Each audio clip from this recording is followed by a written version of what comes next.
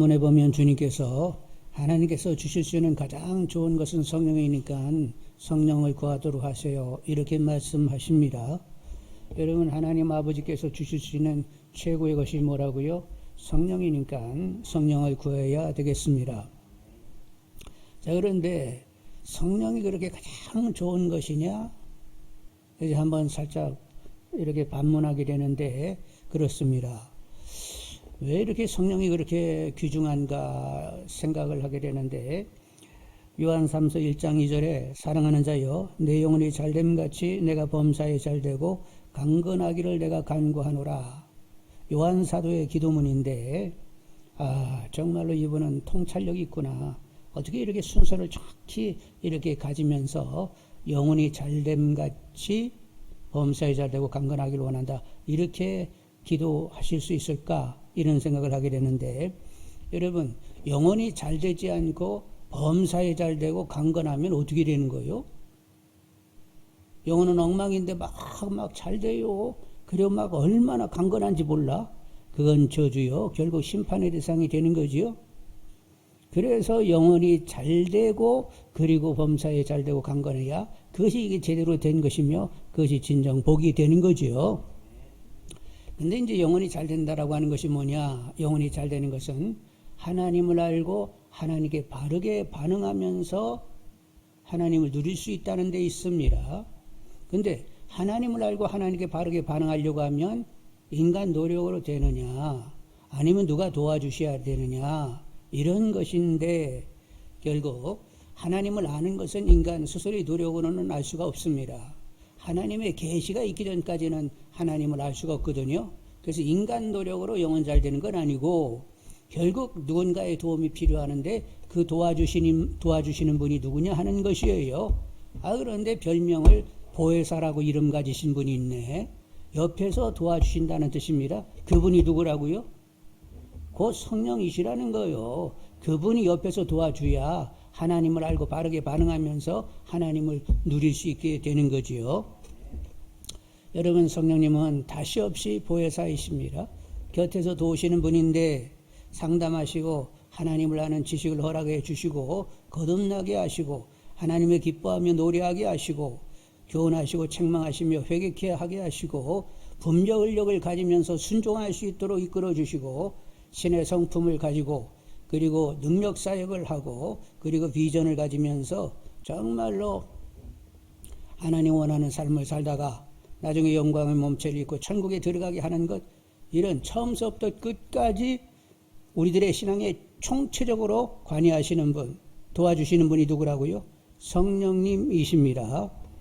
그래서 우리는 아기가 엄마 있으면 필요 충분히 되는 것처럼 성령님이 우리들의 필요 충분히 되는 거지요. 우리들의 신앙 총체적으로 그분이 주장하신단 말이요. 그래서 성령님을 필요로 하면서 구하고 자꾸 두드릴 수 있어야 된다는 것입니다. 그래도 여기 예수님이 말씀한 대로 구하고 자꾸 두드려라. 하나님이 주실 수 있는 제일의 것은 성령이시다. 그래서 성령님이 하나님이 주실 수 있는 제일의 것으로 알면서 구하고 자꾸 두드린다. 이 사람은 이미 은혜를 입고 있는 사람이요. 그렇게 쉽게 성령님을 구하고 자꾸 두드리는 것 아니에요. 성령님을 그렇게 절실히 필요로 하는 것이 아니라니까요. 근데 필요로 하면서 구하고 자꾸 두드린다? 영의 사람인 거지요. 여러분이 이렇게 다 될 수 있는 분들이 되기를 원합니다. 예수님이 서서 외치신 바가 있어요. 요한복음 7장 37절로 39절에 뭐라고 외쳐 소리 지르셨냐면, 명절 끝날 곧 큰 날에 예수께서 서서 외쳐 이르시되 누구든지 목마르거든 내게로 와서 마시라. 나를 믿는 자는 성경의 이름과 같이 그 배에서 생수의 강이 흘러나리라. 이는 그를 믿는 자들이 바로 성령을 가리키는 말씀이니라. 이런 말씀이 있는데, 여러분, 성령님을 목말라 구할 수 있는 분들이 되기를 원합니다. 그래서 생수의 강이 여러분 안에 흘러가야 된다는 말이요. 성령이 충만하면 아주 그냥 시원해집니다, 영이. 그러면서 영향력을 가지게 되는 거지요. 이런 귀한 믿음을 다 하나님의 은혜로 소유하시는 분들이 다 되기를 원합니다. 이제 성령님, 그분이 옆에서 도와주신다고 하는데 뭘 그렇게 도와주시느냐 하는 것인데, 그분은 우리에게 질문을 가지게 하시면서 답을 주시는 분이에요.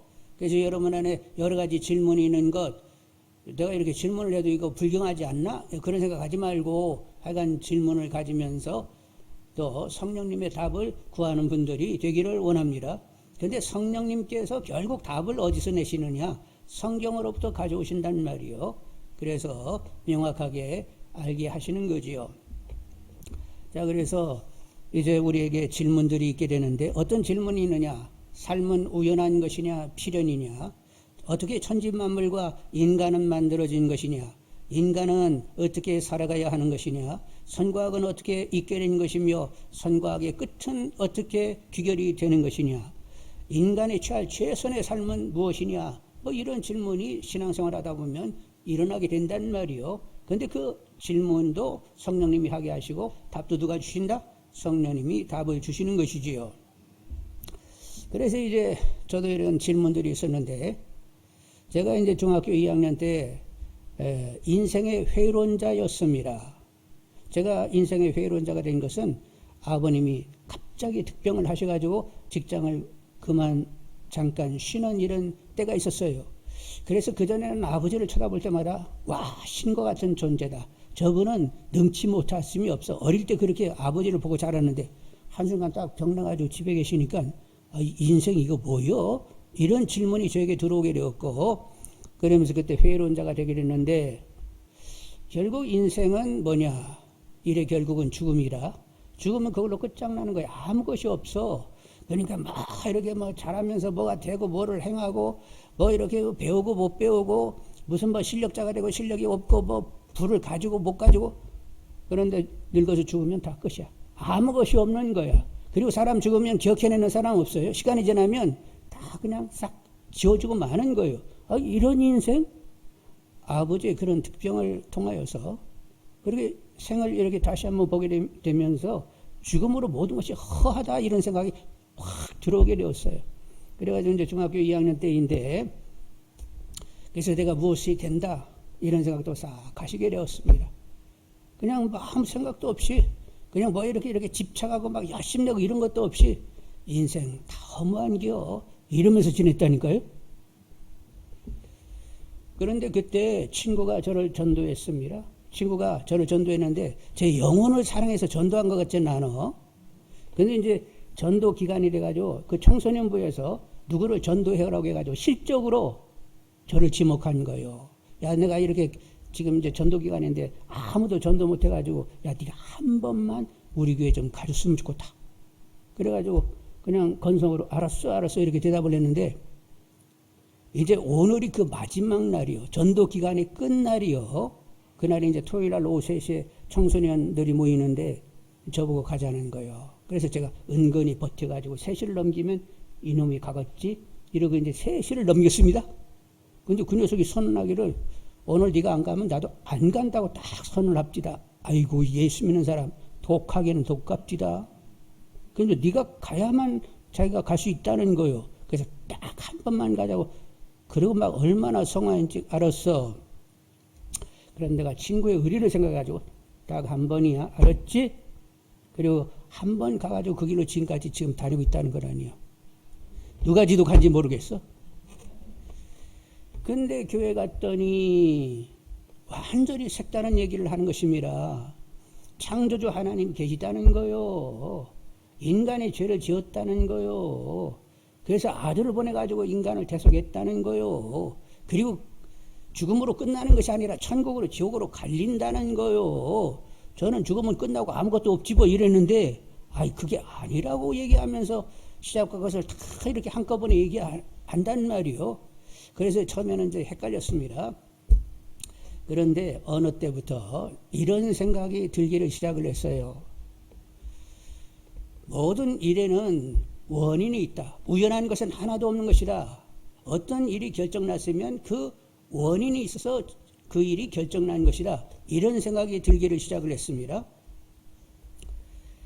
여러분 제가 이게 지금 물을 마시는데 이게 우연일까요? 제가 의도적으로 마시겠다고 하면서 마신 결과일까요? 여러분 어떻게 생각하세요? 우연은 결코 아닙니다. 우리가 그런 말을 하는데 어떤 사람이 그냥 돌을 그냥 아무 생각도 없이 던졌는데 지나가던 개구리가 맞아 죽었다. 그거 우연한 일일까요? 던진 원인이 있어서 맞아 죽은 걸까요? 모든 일을 보니까 원인이 있고 결과가 있다는 이런 생각이 들게 되었습니다. 그러면 내가 이렇게 존재한다는 거, 그것이 우연한 것 아니고 내가 이렇게 이 한국 땅에 이 호씨 집안에 이렇게 둘째 아들로 태어나가지고 이렇게 지금 살고 있다라고 하는 것은 결코 우연이 아니고 어떤 원인에 의해서 이렇게 결정된 것이지 않겠는가, 이런 생각이 들어왔습니다.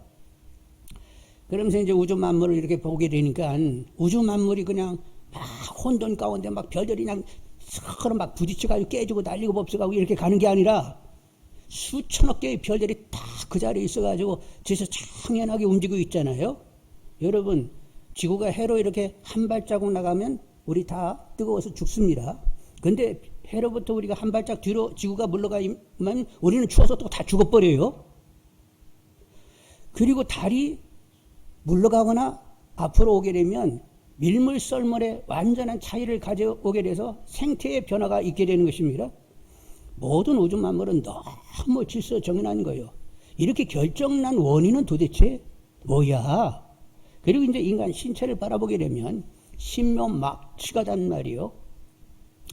여러분, 모든 것이 이 신체 지체가 다 기능하죠.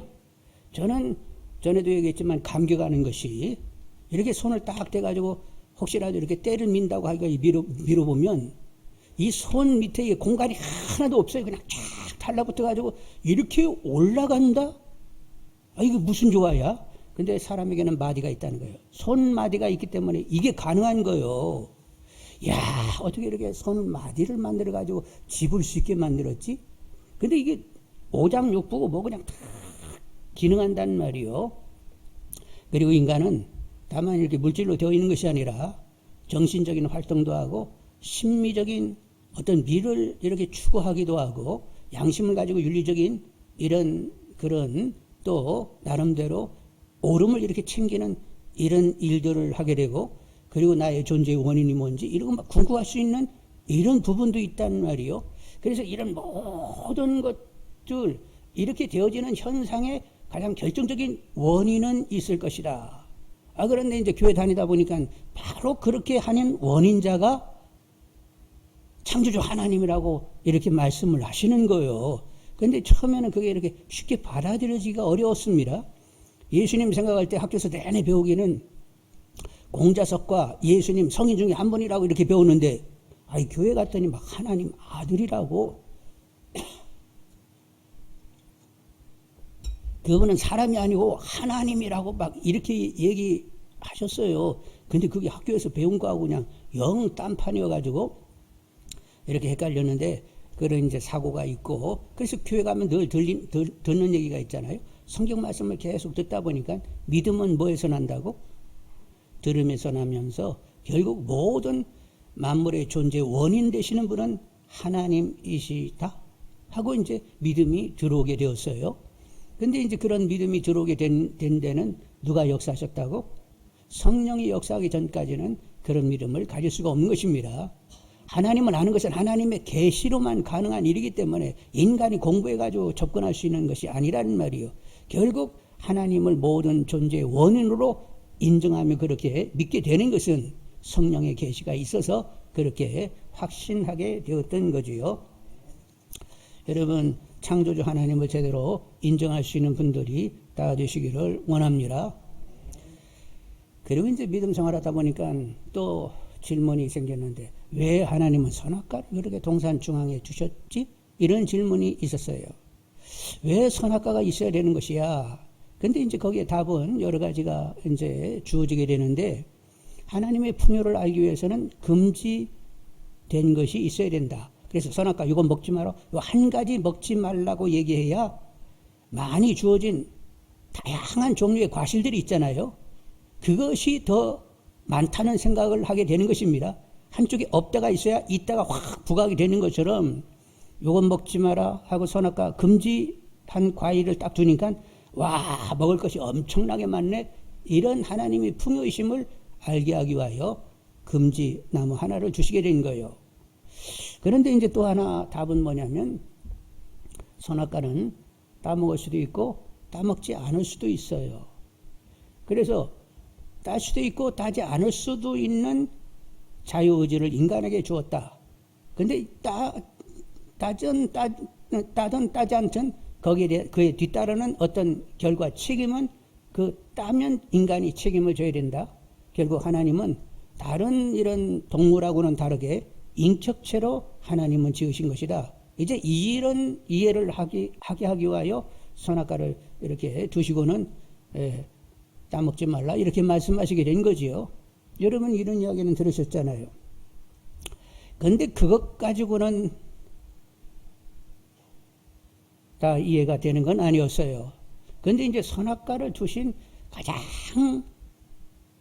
결정적인 이유가 있는데 그게 뭐냐면 예수 그리스도 안에 보이신 하나님의 사랑 높이 깊이 넓이 길이로 충만히 깨닫기 위하여 선악과가 있었다. 이제 이렇게 이해가 되는 거예요. 아니 선악과 나무하고 하나님의 사랑하고 어떻게 연결을 지으려고 하는데 하여간 연결을 지을 테니까 그런 줄 아세요. 자, 하나님께서 선악과 나무를 따먹지 말라고 했는데 하나님은 그 선악과가 따진다는 것을 알았을까요? 몰랐을까요? 사단이 와서 하와를 유혹하고 그래서 하와가 따먹고 남편 주었더니 받아먹고 이렇게 된다는 것 하나님은 내다보셨어요? 못 보셨어요? 하나님은 전지하신 분입니다. 하나님은 지구가 만들어지면서 마지막 종말 때까지 다 그냥 내다보시고 일을 진행하시는 분이요. 그런 분이 왜 선악과 따먹는 걸 왜 몰라요? 근데 왜 선악과 따먹는 것을 보시면서 왜 만드셨냐 이거요. 자, 따먹었습니다. 따먹게 된 동기가 뭐라고요? 네가 선악을 결정해 하나님처럼 네가 선악을 결정해 이것이 유혹이었어요. 그래서 따먹었습니다. 그래서 하나님처럼 되는 줄 알았어요. 그런데 인간은 자기 중심적이 되게 되었고 선악을 누가 결정했다고? 자기 중심적인 내가 결정하다 보니까 내게 유익하면 선이고 내게 유익하지 않으면 그건 악으로 취급하는 이런 결정이 나게 되었단 말이요. 그래서 어떻게 되느냐? 인간은 날로 심히 부패하게 되었고 하나님의 진노의 대상이 되게 되었습니다. 늘 시비와 다툼이 일고 탐욕과 간음과 거짓과 살인이 저질러지는 인간의 심령이 날로 부패하여 폐괴해지게 되었다고 했습니다. 쓰레기 이렇게 썩으면 물 뚝뚝뚝 떨어지요. 여러분 그 냄새 맡으니까 막 기분이 확 좋아요. 아이고 세상에 이런 썩을 냄새가 있는가 이래요. 인간이 그렇게 막 썩을 대로 썩어지게 되었다는 말이요. 그래서 하나님이 대청소를 생각하게 되었습니다. 이것들 물로 확 들어가지고 깨끗이 치워야 되겠다. 그래서 노아 때에 대대적인 홍수를 보내셔가지고 완전히 인간을 쓸어버리게 되었던 거지요. 그런데 그 와중에 하나님은 노아를 택해가지고 그를 의롭게 만드시고 방주를 준비하게 하시고 그리고 홍수 때에 방주에 올라타서 그 가족은 살게 되었습니다. 그래서 천둥 번개가 치고 막 장맛비가 억수로 막 쏟아져 지붕을 때리는 소리가 막 들리는데 죽어가는 사람들에게는 그것이 하나님의 진노요 저주로 이렇게 보여지게 되었지만 방주에 있었던 노아의 가족은 그 천둥 번개와 그 장맛비 막 지붕에 떨어지는 그 소리를 들으면서 그 장단에 맞춰서 하나님을 기뻐하고 구원을 노래하게 되었던 것입니다. 억수로 하나님을 기뻐하며 노래했단 말이요. 그런데 이렇게 방주를 준비하셨던 하나님께서 무엇을 준비했느냐? 모든 인간들을 구원하기 위하여 결국 대속주를 준비하셨단 말이요. 그래서 하나님 아들을 이 땅에 보내가지고 결국 수모를 당하고 가시관 쓰고 매 맞고 못이 박히고 옆구리 창 맞아 물과 피를 다 쏟는 가운데 인간의 모든 죄를 대신하게 되었던 거지요. 여기에서 하나님의 사랑이 보이게 된 것입니다. 예수님은 마지막 계시여서 마지막 계시로 아들을 통한 하나님의 사랑을 보여주게 된 거예요. 그래서 하나님의 사랑이 얼마나 끔찍한지 그저 혐오스럽고 늘 진노의 대상일 뿐 그냥 말도 못하게 썩어버린 인간을 위하여 깨끗한 흠이 없는 아들 예수를 물과 피를 쏟게 하면서 그 더러움을 깨끗이 다 해결해 가시는 하나님의 사랑, 이 사랑은 정말로 높이 깊이 넓이 길이로 충만히 깨달아야 되는데 무한한 사랑이요, 자격 없는 자에게 베푸시는 무조건적인 사랑이요, 이 사랑이 깨달아지기를 하나님은 원하셔서 선악과가 있게 되었던 것입니다. 그래서 선악과하고 하나님 사랑하고 이제 연결이 됐습니까? 그래서 하나님의 사랑이 얼마나 끔찍한가를 우리로 알게 했던 거지요. 여러분, 범죄하기 전에 아담과 하와는 에덴 동산에 살면서 야, 하나님은 능력이 많아가지고 막 이렇게 좋은 환경을 만드셨어. 하나님은 풍요로운 분이야. 그리고 하나님은 참 좋으신 분이야. 이렇게는 알고 있지만 하나님의 사랑 높이 깊이 넓이 길이 그 충만함을, 아들까지도 희생할 수 있는 하나님의 사랑을 에덴 동산에서는 몰랐단 말이요. 근데 하나님은 당신의 사랑을 알게 하고 또 하나님도 거기에 부응하는 사랑받기를 원하시는 분이었습니다.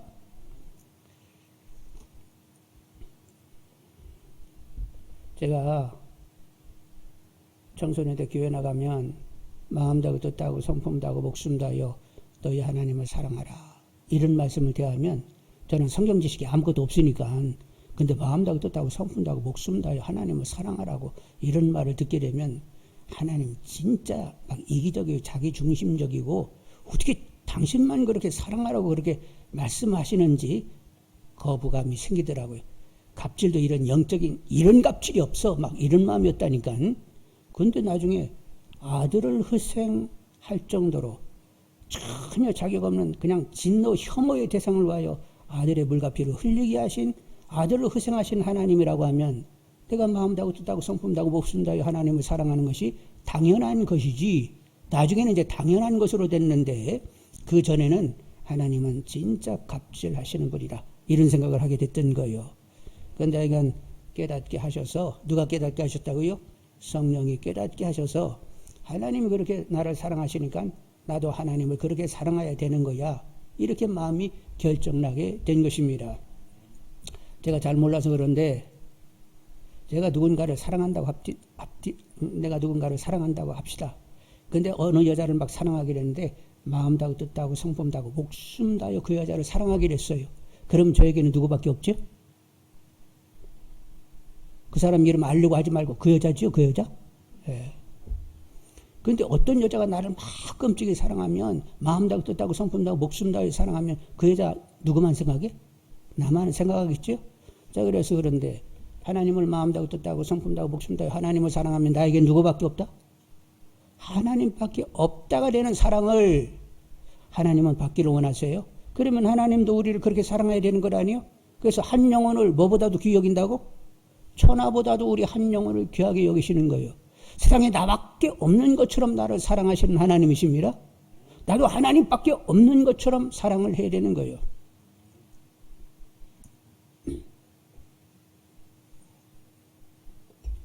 아멘해도 괜찮은데, 그래도 마스크 썼다고 아멘까지 하나 씩은 이거 참 곤란한데, 응? 자, 하나님께서 선악과를 두신 것은 어떻게 하시려고? 결국 아들을 희생하면서 내가 너희들을 얼마나 끔찍이 사랑하는가를 알게 하심이요, 그리고 우리들의 반응, 그냥 전심을 다하여 끔찍이 하나님 사랑하기를, 이런 사랑의 관계가 되기 위하여 하나님 결국 선악과를 따먹는 것을 허용하시면서 이미 아들을 준비했던 거예요.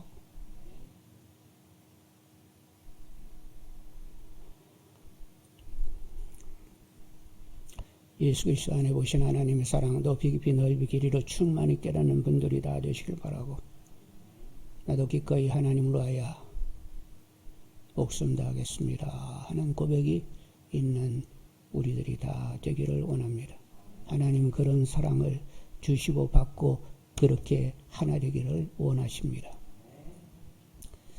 여러분, 그래서 하나님은 너무 우리를 사랑하기 때문에 결국 아들을 희생하셔서 물과 피를 쏟게 하시고 우리를 집 삼고 하나님의 집, 하나님의 성전 삼고 우리 안에 오시게 되었습니다. 이건 하나님의 사랑의 행위요. 우리도 하나님께 속하여서 이제는 하나님과 연합이 되었습니다. 그러니까 내 안에 오신 하나님 곱게 모시면서 그분의 돌봄과 다스림 가운데 순간을 살고자 하는 분들이 다 되시기를 원합니다. 왜 선악과 나무는 둬가지고 그걸 따먹게 만드신 거야? 아유, 그래도 그렇지. 하와가 이렇게 따먹으려고 하면 그 손모가지를 딱 쳐가지고 먹으면 안 돼! 이렇게 하실 수도 있는데 왜 그걸 따게 만들어? 아유, 그리고 그렇지. 또 하와가 이렇게 여보, 나 먹었는데 안 죽었어 하고 이렇게 아담에게 주면 이거 하나님 먹으면 정령 죽으리라고 했는데 왜 당신이 이것도 내 입에다 이렇게 이러는 거요? 하고 막 사과가 아니잖아. 선악과를 툭 쳐가지고 막 하늘로 날려버리지. 이런 생각도 하게 됐는데 아니요. 그렇게 따게 됐던 거요. 먹게 됐던 거요. 그래서 아들을 준비하고 이제는 우리가 누구를 먹는다고요? 나를 먹고 마셔야 된다고 주님께서 말씀하셨습니다. 주님으로 삶을 살아내고자 하는 분들이 다 되기를 원합니다. 자, 이렇게 선악과는 이래서 있었어야 했던 것이다. 이런 답을 정확히 가지게 되었던 거지요. 그리고 이제 또 한 가지 질문, 뭐가 인간이 택할 수 있는 최선의 선택인가? 어떤 삶이 인간이 취할 수 있는 최고의 삶인가? 이런 질문이 있었는데 그것은 예수님이 하나님이 보이지 않는 형상이요. 예수님이 완벽한 인간이요. 예수님은 참 하나님이면서 참 인간인데 참 인간이신 예수님처럼 사는 것이 인간이 취할 수 있는 최선의 선택이라 이렇게 알게 되었어요. 자, 그러면 예수님이 어떻게 살았지요? 이 땅에 계실 때 일단 성령 충만해가지고 어디를 가든지 하나님의 인도 따라 움직이셨고 말할 때도 하나님이 말하게 하심 따라 말하고 행할 때로 하나님이 행하게 하심으로 행하여서 당신 안에 살아계신 하나님이 계심을 증거해내는 그런 삶을 사셨습니다. 하나님이 창세전에 우리를 택정하실 때 거룩하고 흠이 없는 자녀 만드시려고 했는데 거룩하고 흠이 없는 자녀는 예수를 닮는 거예요. 예수님이 그렇게 삶을 살았다라고 하면 나도 그렇게 삶을 살아야 되는 거지. 근데 베드로 사도는 예수님을 3년 동안 내내 따라다녔어요. 그 예수님을 늘 보면서 결국 통찰하게 되었습니다. 그래서 우리에게 권면합니다. 뭐라고 권면하느냐? 베드로전서 4장 7절과 11절에 만물의 마지막이 가까웠으니 그러므로 너희는 정신을 차리고 근신하여 기도하라. 만일 누가 말하려면 하나님의 말씀을 하는 것 같이 하고 누가 봉사하려면 하나님의 공급하시는 힘으로 하는 것 같이 하라. 이는 범사 예수 그리스도로 말미암아 하나님의 영광을 받으시게 하려 함이니 그에게 영광과 권능이 세세무궁하도록 있느니라. 아멘. 너희들 깨어서 정신 차려 기도해. 기도는 뭐냐? 나 예수님처럼 살게 해주세요. 기도해. 예수님처럼 하나님이 말하게 하심 따라 말하고 하나님의 공급하시는 힘으로 하여 범사에 하나님께 영광을 돌리도록 하게 해주세요 하고 기도해. 이렇게 베드로 사도가 우리에게 권면하고 있는 거예요. 여러분, 주님의 삶의 스타일을 그대로 본받는 분들이 다 되기를 원합니다. 성령 충만을 구하여 나로 살지 않고 이제는 주님으로 사는 분들이 다 되기를 원합니다. 주님과 함께 뜻을 정하고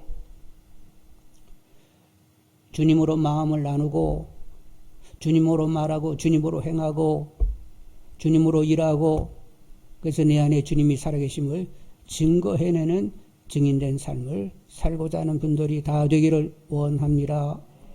성경의 계시의 최종은 이것이에요. 자, 사도 바울이 얘기합니다. 나는 목표가 있다. 뒤는 잊어버리고 목표를 향해 나는 계속 달리고 있다. 아직은 미완이지만 계속 달린다. 그 목표가 뭐냐? 아까 기도에도 그랬잖아요. 예수님을 내 안에 발견하는 그 지식이 가장 고상함이나 모든 걸 배설물같이 여겼다고 했습니다. 사도 바울의 최고의 가치는 내 안에 살아계신 주님을 항상 경험해내는 데 있는 것이었습니다. 그래서 여러분, 이제는 성령 충만하여 내가 그리스도와 함께 십자가에 못 박혔나니 그런즉 이제는 내가 사는 것이 아니요 오직 내 안에 주님이 내 안에 사시는 것이라. 주님의 마음이 나눠주고 주님이 말하게 하심 따라 말하고 주님이 행하게 하심 따라 행하면서 이렇게 주님이 내 안에 살아계심을 증거해내는 삶을 살자고 했죠. 이렇게 연합된 삶을 사는 사람은 여러분 많을까요? 적을까요? 구약성경을 여러분이 열심히 들여다보니까 때마다 막 하나님으로 온전히 삶을 사는 사람이 다수였습니까? 항상 소수였습니까? 선지자들을 계속 보내도 잡아 깨끗이 죽이면서 그들은 계속 완악함으로 이스라엘 역사 가운데 보면 대부분이 다 그렇게 하나님의 진도로 살 수 있는 그런 역사를 가지고 있습니다. 그러면 예수님 외에 신약의 시대 여러분 교회사 책을 쫙 들여다보면 시대마다 막 사람들이 막 하나님 하면서 올곧게 막 하나님으로 쫙 살았을까요? 아니면 적당히 그냥 인본주의로 가고 말았을까요? 왜 종교개혁은 일어나야 되는 것입니까? 다 위선과 형식으로 치우쳐가지고 엉망인 신앙을 살았단 말이요. 하여간 구약이나 신약이나 다 많은 다수의 사람들이 그렇게 살았어요. 그래서 예수님 뭐라고 말씀하셨어요? 너희들 좁은 길을 가라. 협착하여 찾는 이가 없다. 이렇게 말씀하셨습니다. 그 협착한 길은 누구랑 연합이 돼야만 갈 수 있는 길이라고? 주님과 연합이 되지 않고서는 지나갈 수 없는 길이요. 그만큼 협착하단 말이요. 이 협착을 볼 수 있는 분들이 되기를 원합니다. 주님과 연합되지 않고서는 갈 수 없는 협착한 길, 성령 충만하지 않고서는 갈 수 없는 그 길, 이렇게 보여야 된단 말이요. 그런데 그게 보게 하시는 분이 또 누구라고? 성령님이 예수님이 하신 말씀을 딱 가지고 자 얼마나 협착한 줄 알아? 적당히 룰루랄라 하면서 아이고 이렇게 믿어도 이제 천당 가는 거지? 그건 네 생각이지. 말씀이 있잖아. 말씀. 좁은 길을 가야 되잖아. 예수님이 얘기할 때 야 룰루랄라 천국은 가는 거야 이렇게 말씀하셨어? 자기를 부인하고 자기 십자가를 정확히 지고 나를 따라야 돼. 예수님 말씀하셨으면 아이고 겁나는 말씀하셨네. 아 이걸 어떻게 감당해? 이러면서 결국 내 체질을 아시는 하나님의 은혜로 이게 하나님의 인간놀이가 아니라 하나님의 창조적인 역사로만 가능한 일이구나. 그래서 이제 우리가 기도할 때 어떻게 기도해요? 내 체질을 아시는 하나님. 뭐 인간이 애쓰고 힘쓴다고 되는 건 아니잖아요. 하나님도 말씀하시기를 내가 너희들이 애쓰고 힘쓴다고 되는 거 아니라 나의 신으로 된다고 했으니까 하나님 원하는 그 삶을 저는 살기를 원해요. 성경이 그렇게 됐으니까 나는 그렇게 살기를 원하는데 하여간 내가 할 수 있는 것이 아니라 하나님의 신으로 된다니까 그렇게 되게 해주세요. 예수 그리스도 안에 있으면 새로운 피조물이라. 무슨 피조물? 새로운 피조물이면 이건 창조적인 역사입니다. 예수 그리스도 안에 들어오는 것은 창조적인 역사인데 예수 그리스도 안에 있으면 새로운 피조물이라. 이제 보라 이전 것은 지나가고 새 것이 되었도다. 새 것은 새 생명 예수로 사는 데 있습니다. 그러면 성경 말씀을 보면서 그 말씀 가지고 도전을 받으며 저 새 생명 되기를 원한다고, 새 것 되기를 원한다고, 완전히 새롭게 피조해 주시기를 원한다고 끊임없이 기도하면서 변화를 받아야 되는 거죠. 근데 얘기를 한번 딱 들었다고 해가지고 와 그렇다 그래서 막 기도하고 막 성령 충만고 하면서 그 길을 가는 건 아니에요. 우리는 강력한 죄성이 있고 내 본의로 살지 않은 얼마나 지독하고 강력한 역사가 내 안에 있는지 몰라요. 그 배후에는 또 성령의 또 안에는 그 사단이 얼마나 우리들의 육을 가지고 장난치는지 모른단 말이요. 그런 모든 상황을 다 이해하면서 그러나 내가 질그릇 안에 힘이 큰 능력을 가졌는데 능력이 내 안에 있는 것이 아니라 하나님께 있음을 보여주기 위함이라고. 우리는 질그릇입니다. 그런데 다행하게도 성령이시라고 하는 하나님 말씀할 때 천지를 운행하시면서 천지를 만들어낼 수 있는 그 성령님이 내 안에 계시기 때문에 그분으로 소망을 갖게 되는 거지요. 하나님이 하시겠다고 하면 되는 거죠. 뭐 어떻게 나야 뭐 엎어지고 자빠지고 난리도 아니고 날마다 이렇게 수준이 없는데 하나님이 뜻을 정하고 하시겠다고 하면 되는 거죠. 제가 믿는 건 하나님의 사랑, 하나님의 선, 하나님의 신실을 믿습니다. 계속 변화를 허락해 주세요. 계속 기도하면서 하나님이 나를 어떻게 만져가시는가를 또 삼자가 돼서 나를 보게 되는 거지요. 자, 늘 질문하게 하시고 답을 가지게 하시는 줄 압니다. 우리들의 삶은 우연한 것 아니요, 필연이요. 모든 일의 결정, 그 원인은 이미 하나님께로부터 계속 오는 줄 압니다. 왜 선악과가 있어야 돼? 하나님의 사랑이 얼마나 끔찍한지를 알고 하나님을 끔찍히 사랑하게 하기 위하여 선악과가 있게 되었던 거예요. 그리고 인간이 취할 수 있는 최선은 예수님이 참 인간인데 그분처럼 살게 되면 인간이 취할 수 있는 최선의 삶을 살게 되는 것이지요. 여러분 말씀은 계속 반복됩니다. 같은 말을 하는 것이 저에게는 전혀 성가시지 않습니다. 사도 바울이 그렇게 얘기했더라니까. 그래서 사도 바울이 이렇게 얘기하셨구만. 그래서 가장 본질적인 이야기를 계속 반복하는 것은 그것은 즐거운 일이요. 다음이 성령 강림 주일인데 여러분 한 주간 저희들은 연속기도회를 하기로 했습니다. 하루 24시간 내내 성령님이 역사해 주시라고 기도하는 가운데 여러분 자신을 위해서도 기도하고 교회 전체를 위해서도 계속 기도하는 분들이 다 되기를 원합니다. 오늘 본문 바로 위에는 무슨 얘기가 있어요? 어느 친구가 어떤 친구가 이렇게 자기 집에 왔어요. 근데 뭐 줄 것이 하나도 없어요. 그래서 부잣집에 가지고 부잣집 친구에게 막 자고 있는데 깨가지고 막 달라고 하니까 이런 무슨 신뢰를 이렇게 하냐고. 아이 그래도 그렇지. 그래도 이렇게 친구가 나그네가 왔는데 내가 도와줄 일이 없으니까 어떻게 좀 미안하지 하라고. 그래서 하도 그냥 강청을 하니까 못 이겨서 줬다는 거예요.